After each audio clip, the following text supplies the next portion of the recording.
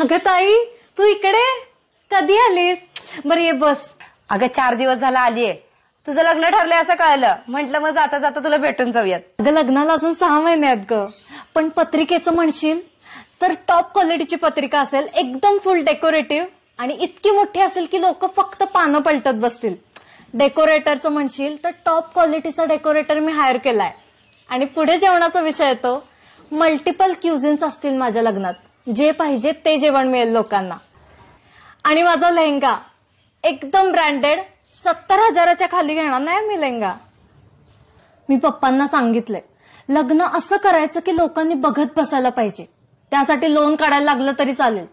लग्न एकदाच होतं ग, हाऊस काय पुन्हा पुन्हा होते होय. तुझे वडील क्लार्क आहेत ना? नाही, तुझा काय दोष नाही यात. तुझ्यासारख्या कितीतरी मुलींचं हल्ली हेच आहे की लग्न ब्रँडेड झालं पाहिजे.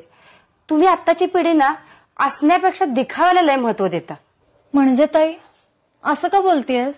म्हणजे मान्य तुला लग्न एकदाच होतंय, हाऊस आहे, पण तुझ्या त्या हौसेसाठी आई वडिलांना कर्ज काढायला लागेल. लोक काय ग, एक दिवस येतील, खातील पितील, ते तमाशा बघतील आणि घरला निघून जातील आणि वरनं त्या जेवणाला बिवणाला कशाला तर खोट काढतीलच. लग्न ब्रँडेड करून दाखवण्यापेक्षा संसार ब्रँडेड करून दाखव. कारण लग्न ब्रँडेड करून कितीतरी डिवोर्स झालेतच की ग. नातं टिकवण्यासाठी खर्च किती केलाय हे महत्वाचं ठरत नाही, तर तू किती मनानं ते नातं ऍक्सेप्ट केलंयस हे महत्वाचं असते. आणि त्या एका दिवसासाठी लोकांना दाखवण्यासाठी एवढा खर्च कशाला पाहिजे? होय ग ताई, खरंच बोललीस तू. मी या सगळ्याचा विचारच नाही केला. उगाच मैत्रिणींच्या नादाला लागून काहीतरी विचार करत बसले. पण आता मला कळालंय. आता मी लग्न ब्रँडेड नाही तर संसार ब्रँडेड करून दाखवेन.